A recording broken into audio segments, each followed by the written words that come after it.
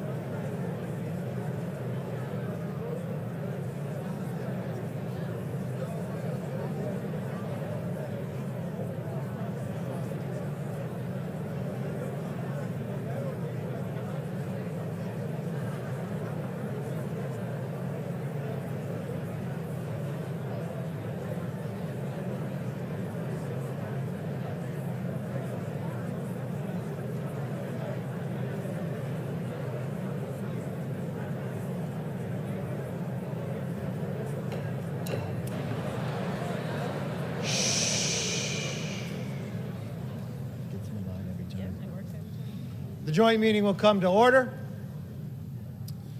The chair appoints as members of the committee on part of the House to escort His Excellency Isaac Herzog into the chamber. The gentleman from Louisiana, Mr. Scalise. The gentleman from Minnesota, Mr. Emmer. The gentlewoman from New York, Ms. Stefanik. The gentleman from New Jersey, Mr. Smith. The gentleman from South Carolina, Mr. Wilson. The gentleman from Colorado, Mr. Lamborn. The gentleman from Tennessee, Mr. Kustoff. The gentlewoman from New York, Ms. Tenney. The gentleman from New York, Mr. Gabarino. The gentlewoman from New York, Ms. Malatakis. The gentleman from New York, Mr. Diaz-Pasito. The gentleman from New York, Mr. Lalaudo. The gentleman from New York, Mr. Lawler. The gentleman from Ohio, Mr. Miller. The gentleman from New York, Mr. Molinaro. The gentleman from New York, Mr. Jeffries. The gentlewoman from Massachusetts, Ms. Clark. The gentleman from California, Mr. Aguilar. The gentleman from California, Mr. Liu. The gentlewoman from Washington, Ms. Delbena. The gentleman from Minnesota, Mr. Phillips. The gentlewoman from Florida, Ms. Wasserman Schultz. The gentleman from New York, Mr. Meeks. The gentleman from California, Mr. Sherman. The gentlewoman from Illinois, Ms. Shashkowski. The gentlewoman from New York, Ms. Meng. The gentleman from Illinois, Mr. Snyder. The gentleman from New Jersey, Mr. Gottheimer. The gentlewoman from North Carolina, Ms. Manning. The gentleman from Florida, Mr. Moskowitz.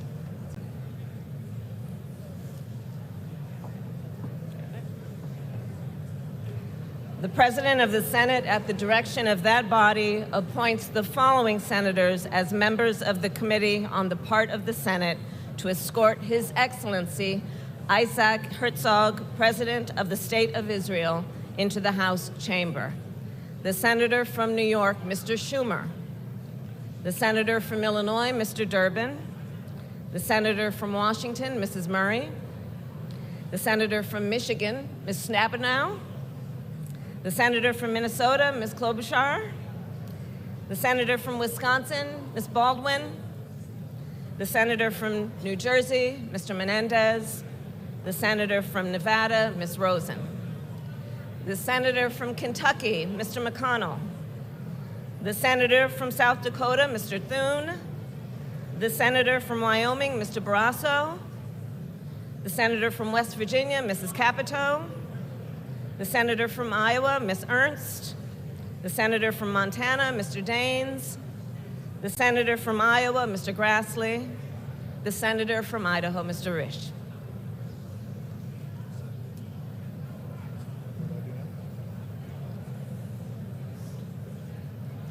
The members of the Escort Committee will exit the chamber through the lobby doors.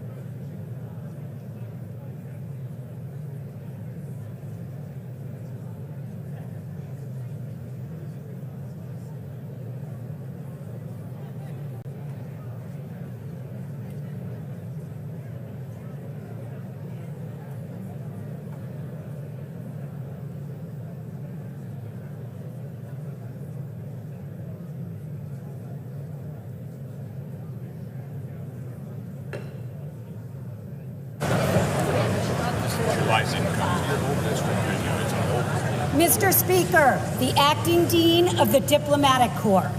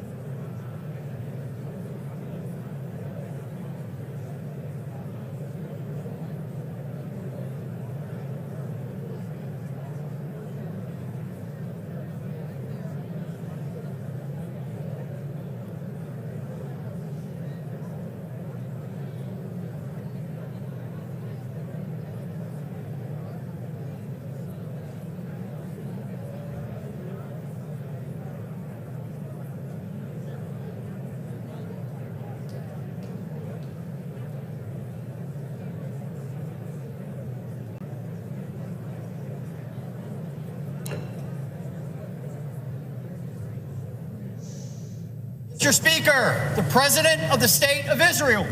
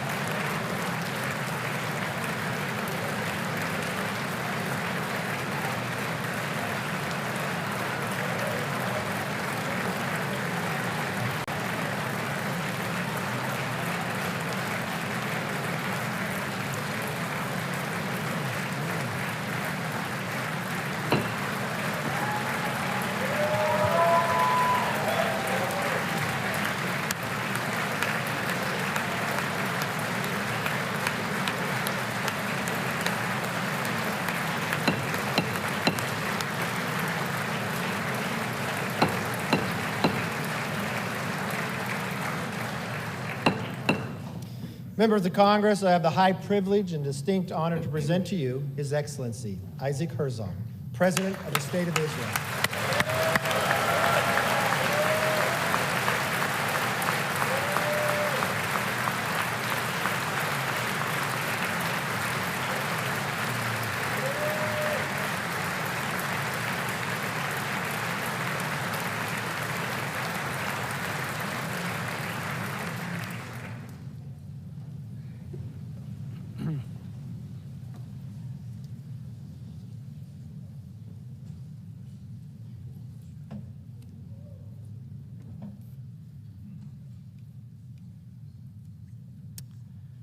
Madam Vice President, Mr. Speaker, on November 10th, 1987, I was sitting at home with my wife, Michal, expecting our first child.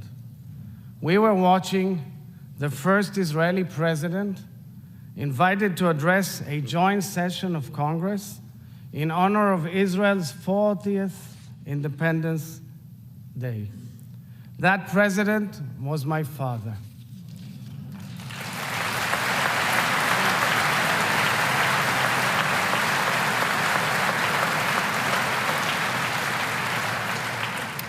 Standing here today, representing the Jewish Democratic State of Israel in its 75th year, at the very podium from which my late father, President Chaim Herzog, spoke, is the honor of a lifetime, and I thank you wholeheartedly for it.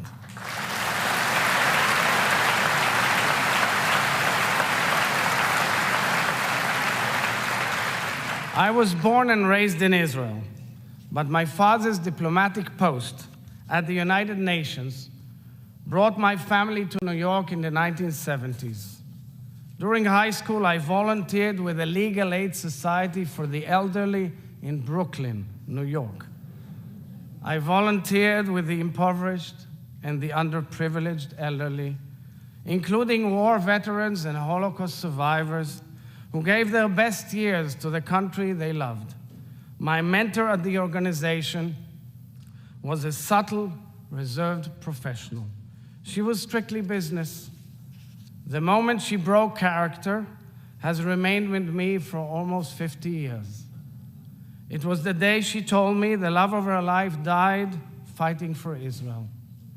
Her fiancé, a tall, bright American Jewish boy, was inspired by the Zionist dream and the Jewish people's desire for independence. He voluntarily boarded a ship to Haifa, fought in the Israeli military, and fell in the battle for Israel's independence just weeks before their wedding. Although decades had gone by and she rebuilt her life, the cracks in her heart remained. That moment in which I learned of the life he gave for the state of Israel spoke to the very core of the bond forged between the people of the United States and the people of Israel. How the nations we built overcame loss. How deeply our stories complement each other's. How far we have all come together. Speaker McCarthy, I thank you for hosting this festive joint session of Congress celebrating the first 75 years of Israel's independence. Just a few weeks ago, during your first trip abroad as Speaker, you honored the Israeli people by addressing the Knesset in Jerusalem, the capital of the State of Israel and the Jewish people. Your sincere expression of friendship on behalf of the United States of America truly resonated with the Israelis. Thank you.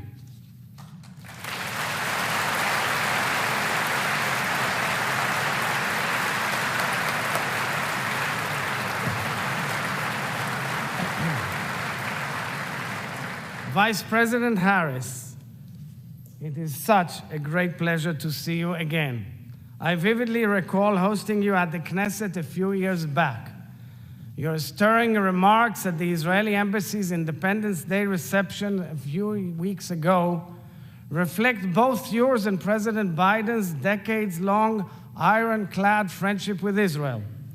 Special thanks go to former Speaker Nancy Pelosi, who first invited me less than a year ago, together with Senator Chuck Schumer.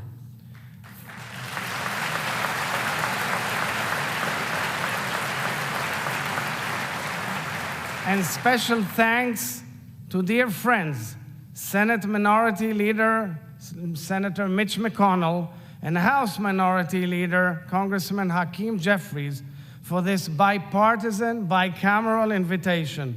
And my thanks also to the distinguished members of the Escort Committee for greeting me so beautifully.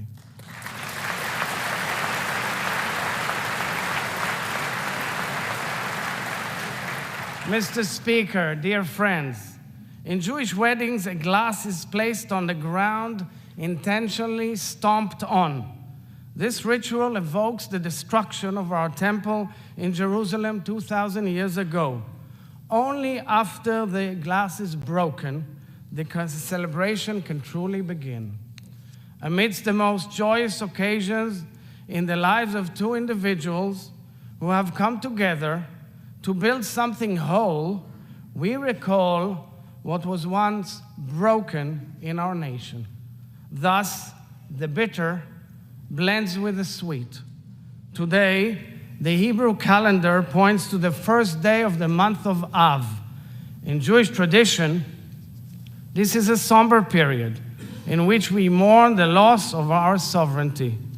Jewish communities all over the world, lament the beginning of our national exile, where throughout 2 millennia we continuously expressed a spiritual connection to our ancestral homeland, a longing to return home and regain our independence. Yet today, at this moment in my people's history, gathering on Capitol Hill to celebrate 75 years of Israeli independence with our greatest partner and friend, the United States of America, my soul is overflowing with pride and joy.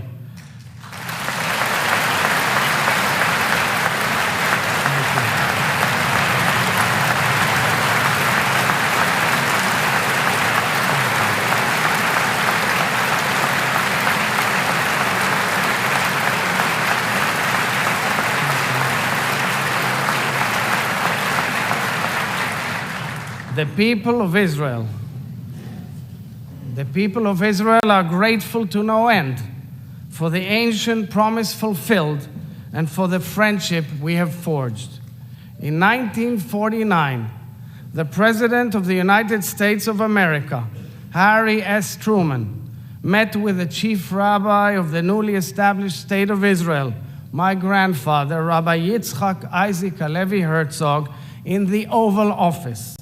This was just a few years after each of them pleaded and campaigned for the rescue of Europe's Jews being slaughtered in the Holocaust by the Nazis.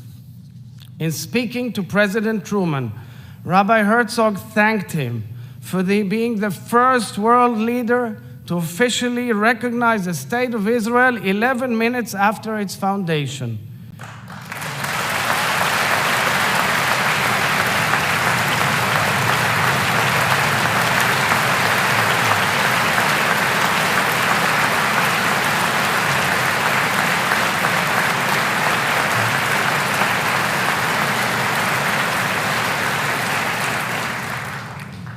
He spoke, Rabbi Herzog, of the divine providence that destined President Truman to help bring about the rebirth of Israel after 2,000 years of exile.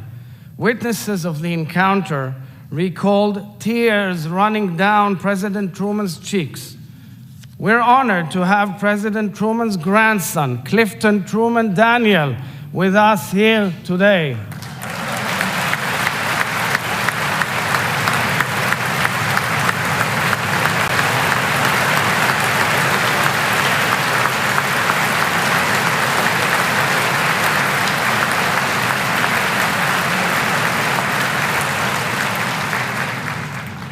When the State of Israel was established in 1948, the land which the Almighty promised Abraham, to which Moses led the Israelites, the land of the Bible, of milk and honey, evolved into an exquisite land of democracy.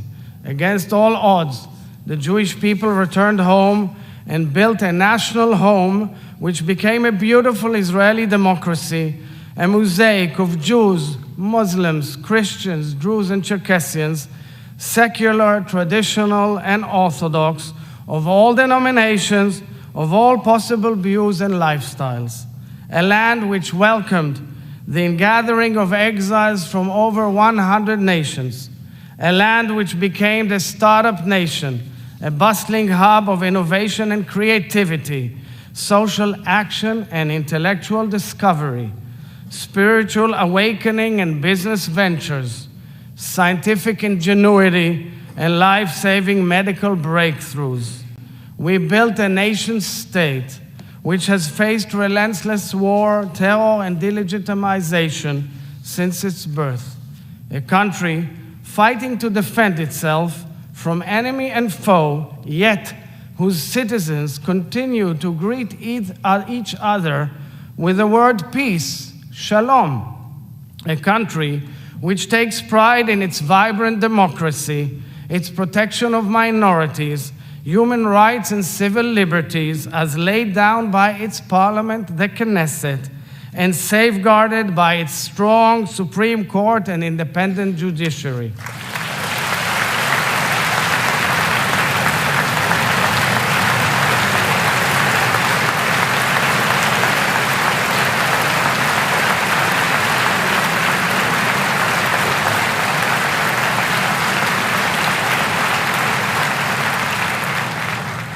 a state founded on complete equality of social and political rights to all its inhabitants, irrespective of religion, race, or gender, as stipulated explicitly in Israel's Declaration of Independence, a country which is ever evolving, a diverse amalgam of accents, beliefs, backgrounds, and customs, truly a modern-day miracle. This is the sweetness in which our country has been blessed. However, dear friends, the bitter casts a dark shadow on our country, on our region, and on the world. Mr. Speaker, perhaps the greatest challenge Israel and the United States face at this time together is the Iranian nuclear program. Let there be no doubt, Iran does not strive to attain nuclear energy for peaceful purposes. Iran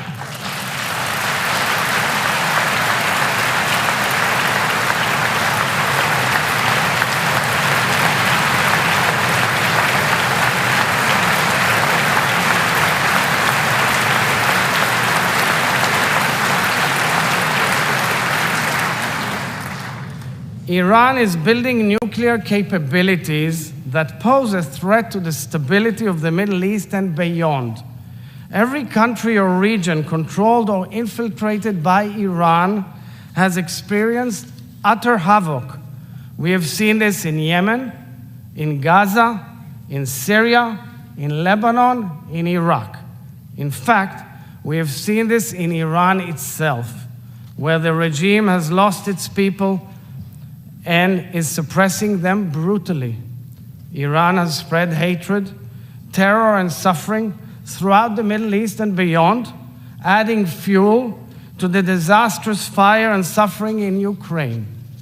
Iran is the only nation on the planet publicly calling, plotting, and developing means to annihilate another nation and members of the family of nations, the State of Israel.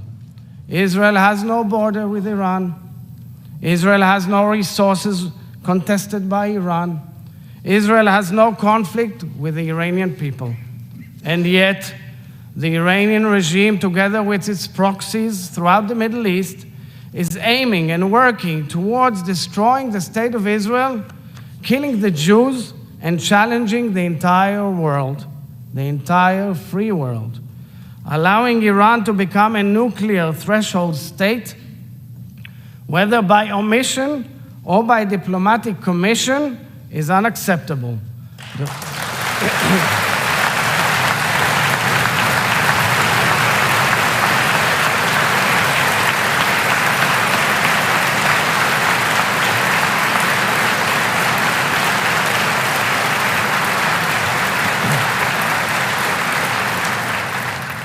The world cannot remain indifferent to the Iranian regime's call to wipe Israel off the map. Tolerating this call and Iran's measures to realize it is an excusable moral collapse. Backed by the free world, Israel and the United States must act forcefully together to prevent Iran's fundamental threat to international security. I am here to reiterate what every Israeli leader has declared for decades. The State of Israel is determined to prevent Iran from acquiring nuclear weapon capabilities.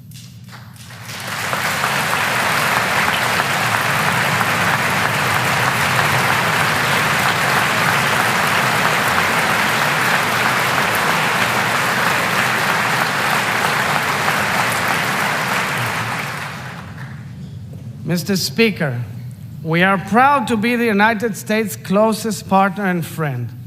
We are grateful to the United States for the necessary means you have provided us to keep our qualitative military edge and to enable us to defend ourselves by ourselves.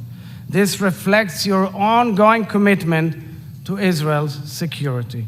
We are also tremendously proud that ours is a two-way alliance in which Israel has been making critical contributions to the national security interests of the United States of America in numerous ways. Thank you, dear members of Congress, for your support of Israel throughout history and at this critical moment in time.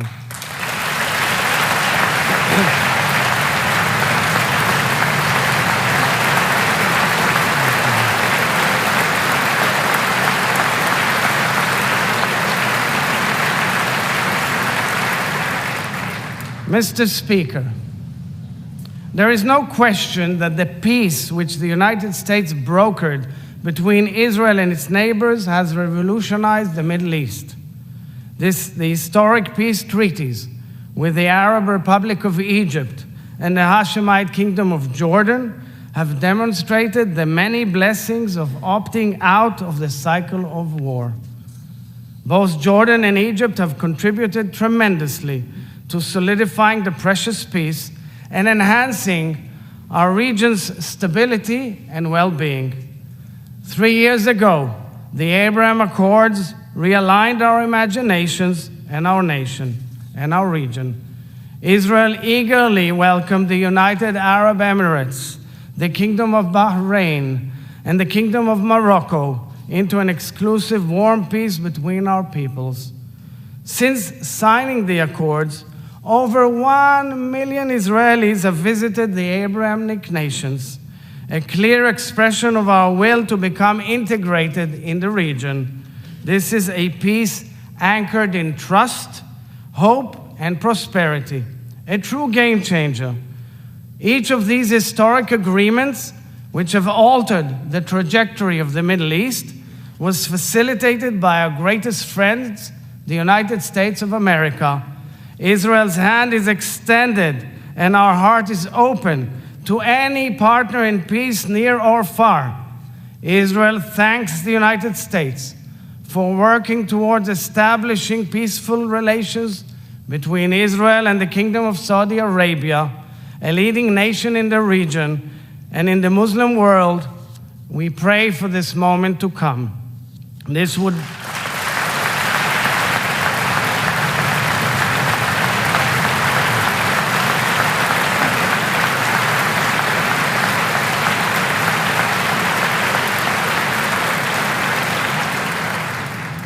would be a huge sea change in the course of history in the Middle East and the world at large. My deep yearning, Mr. Speaker, is for Israel to one day make peace with our Palestinian neighbors.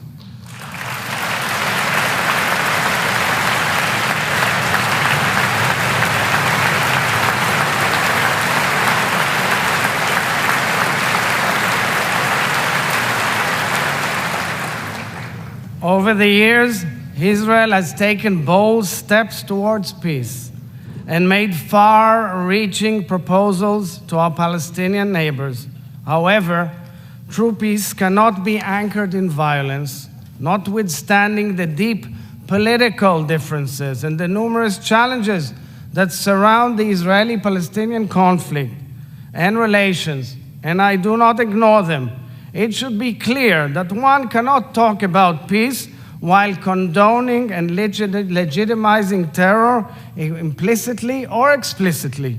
True peace cannot be anchored in violence.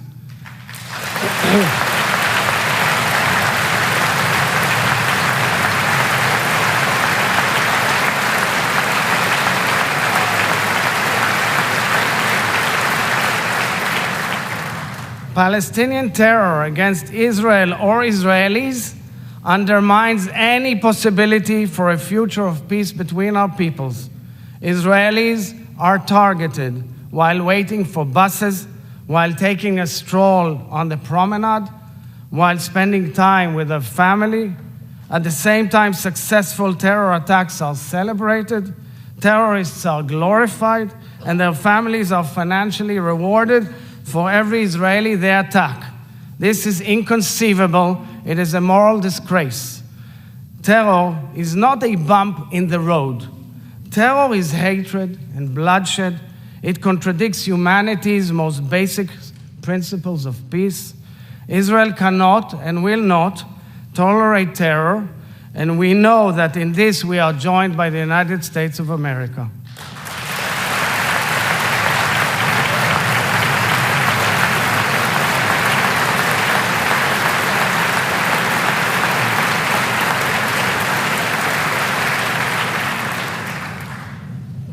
Israeli soldiers, Oron Shaul and Hadar Goldin, and 2 civilians, Hisham al-Said and Avera Mengistu, are being held hostage by Hamas for years for the sole purpose of torturing the families they left behind. Lieutenant Hadar Goldin was abducted in violation of a UN-sponsored humanitarian ceasefire negotiated by the United States. His family has been fighting for 9 years to bring him home. I asked Hadar Goldin's mother, Leah, to be with us here today.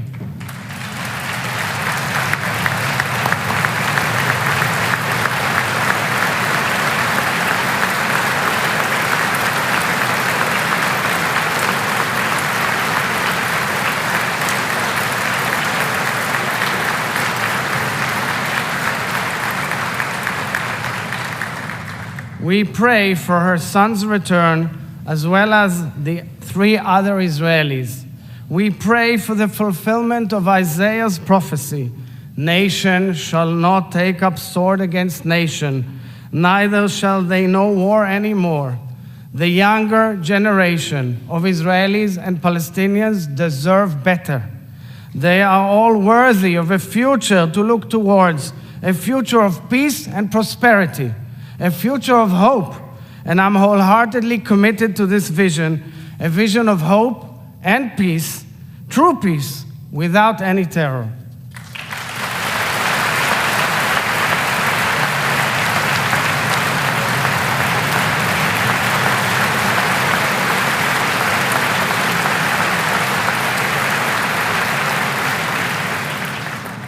Mr. Speaker, dear friends, the sacred bond we share is unique in scope and quality because it is based on values that reach across generations, across administrations, across governments and coalitions, carrying us through times of turmoil and elation.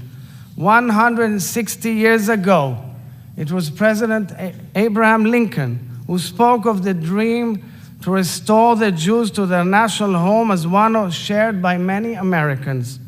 The inscription on Philadelphia's Liberty Bell articulates the Hebrew Bible's code of ethics. Proclaim liberty throughout all the land unto the inhabitants thereof. This verse from Leviticus, shining through the crack of the Liberty Bell, underscores the principles that fuel the American dream. These words have bound our nation through the ages. Coming together today in this chamber of liberty and freedom, we are all realizing the hopes of our founding fathers and mothers. We are very proud, so very proud, of the true friendship we have forged, a mutually beneficial partnership that has withstood challenges and weathered great disagreements because it is based not on uniformity of approach, but on the ultimate currency of trust. It is not dependent upon operating in harmony, but on the history we share, on the truths we cherish, on the values we embody. This partnership is based also on similarities and the affinity between our peoples, the courageous immigrants and the trailblazing pioneers. It is rooted deep in our respective declarations of independence. In the American Declaration of Independence, the founders appealed to the supreme judge of the world. In the Israeli Declaration of Independence, influenced by America's, our founders placed their trust in the Rock of Israel, Tzur Israel. The revered American Jewish spiritual leader, Rabbi Abraham Joshua Heschel, embodied the bridge between our peoples and the story of American Jewry. After escaping from the Holocaust, Rabbi Heschel publicly advocated interfaith dialogue.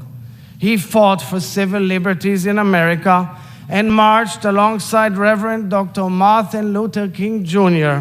in the historic march from Selma to Montgomery in March of 1965. Rabbi Heschel wrote, "To be is to stand for. To be is to stand for. I'm so pleased to have his daughter, Professor Susanna Heschel of Dartmouth, joining us here today. Thank you, Susanna.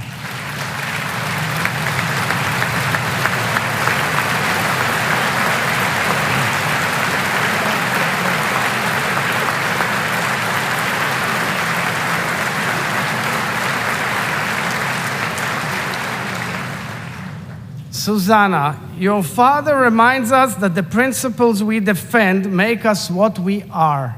Ultimately, Israel and the United States stand, and indeed have always stood, for the same values. Our two nations are both diverse, life-affirming societies that stand for liberty, equality, and freedom. At our core, both our peoples seek to repair the cracks in the world. Having said this, I'm really well aware that our world is changing. A new generation of Israelis and Americans are assuming leadership roles. A generation that was not privy to the hardship of Israel's formative years. A generation that is less engaged in the roots that connect our peoples.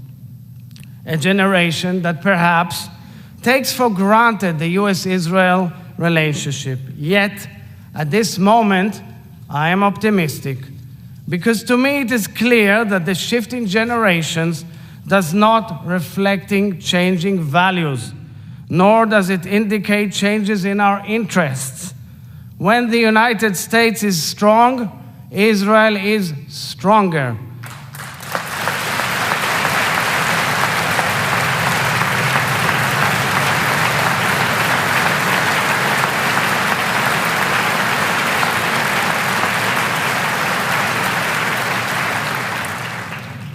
And when Israel is strong, the United States is more secure.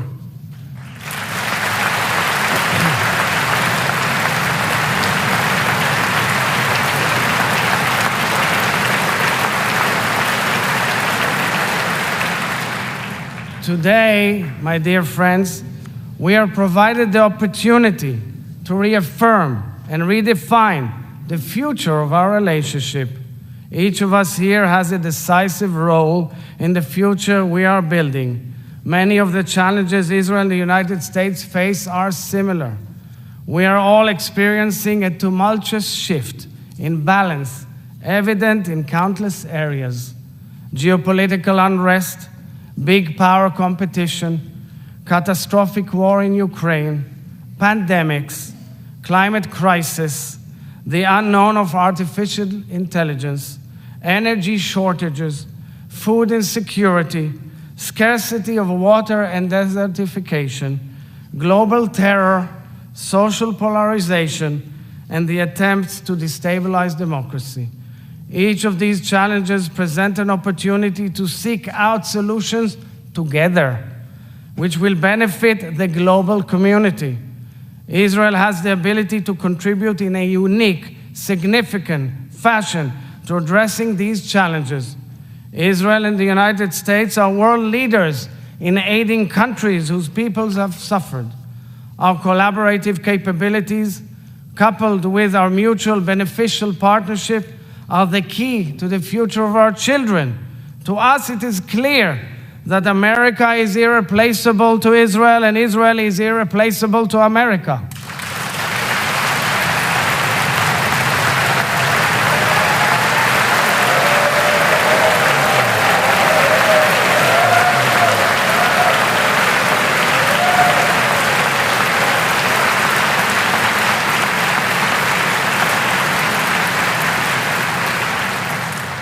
It is time to design the next stage of our evolving friendship and our growing partnership together.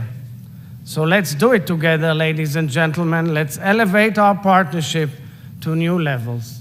Mr. Speaker, I'm not oblivious to criticism among friends, including some expressed by respected members of this House. I respect criticism, especially from friends, although one does not always have to accept it.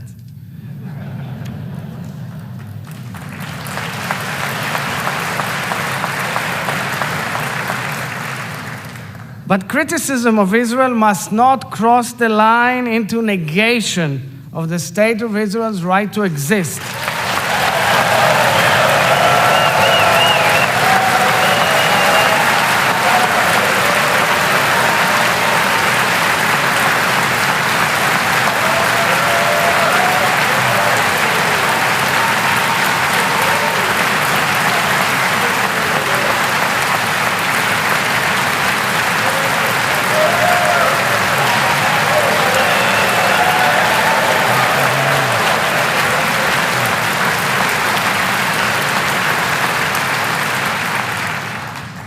Questioning the Jewish people's right to self-determination is not legitimate diplomacy, it is anti-Semitism.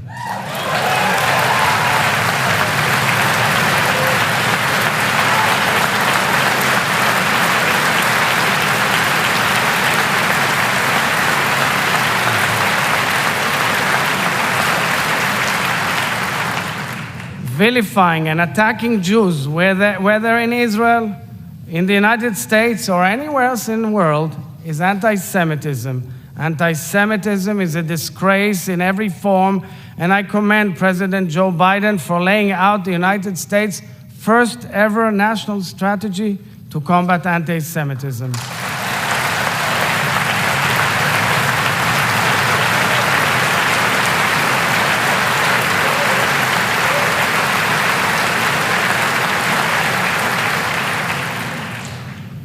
Dear friends, it's no secret that over the past few months, the Israeli people have engaged in a heated and painful debate.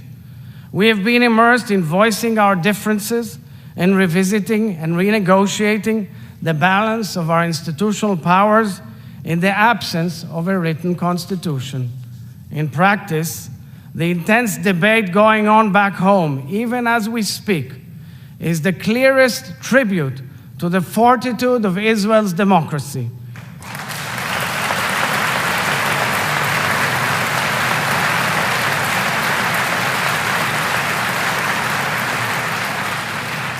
Israel's democracy has always been based on free and fair elections, on honoring the people's choice, on safeguarding minority rights, on protection of human and civil liberties, and on a strong and independent judiciary.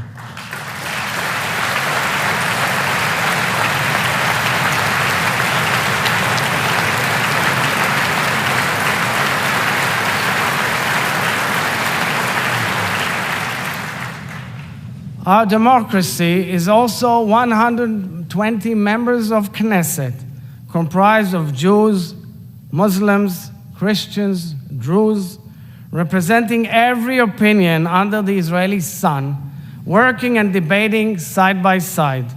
Our democracy is also late Friday afternoon, when the sound of the muezzin calling to prayer blends with a siren announcing the Sabbath in Jerusalem, while on one of the largest and most impressive LGBTQ pride parades in the world is going on in Tel Aviv.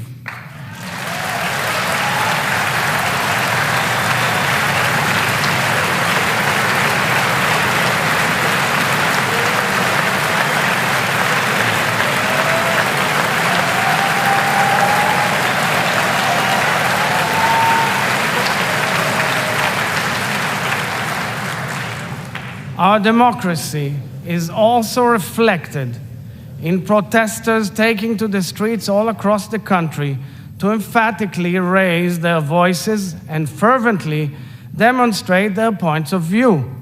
Our democracy is the blue and white Israeli flag, waved and loved by all Israelis taking part in the debate.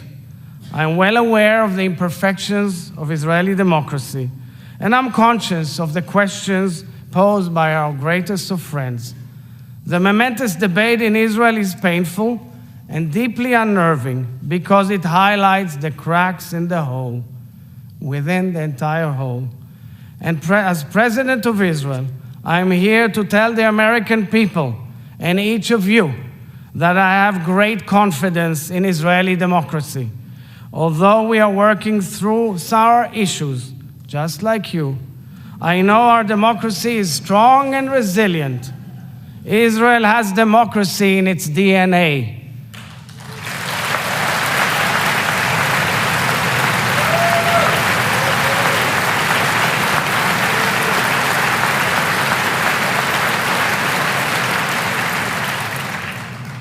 I am deeply mindful of the challenge which this moment presents to Israeli society, and I've made it the priority of my presidency to play a leading role in this critical and emotional public discussion.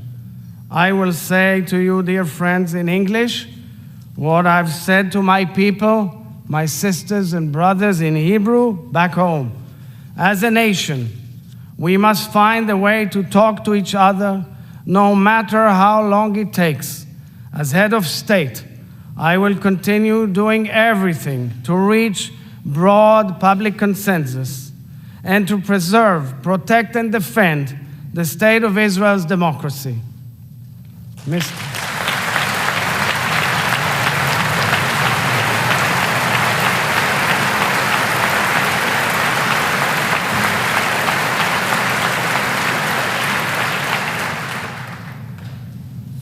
Dear friends, for so many Israelis, this very public debate is also very personal. It is now a little after 6 p.m. in Israel. They will sit down to dinner together besides family or friends with whom they may severely disagree. But they are and they will always remain family. Israel and the United States will inevitably disagree on many matters, but we will always remain family. Our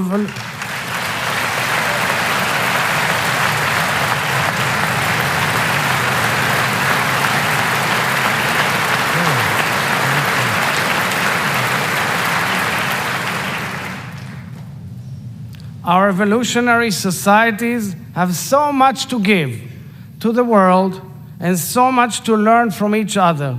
Our bond may be challenged at times, but it is absolutely unbreakable.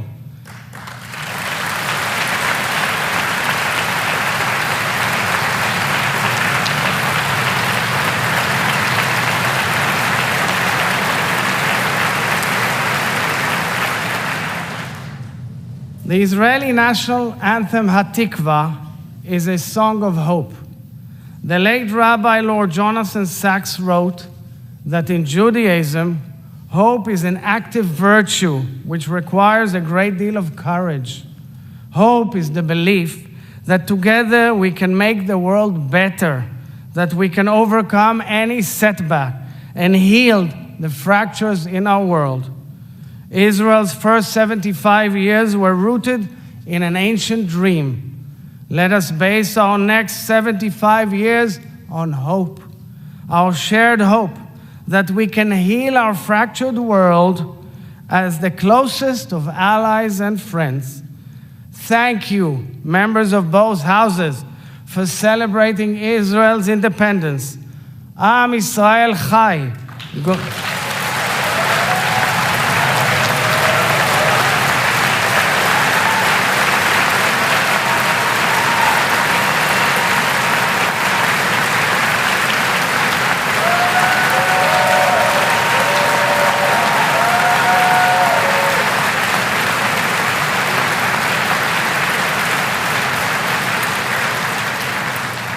God bless the state of Israel, and God bless the United States of America.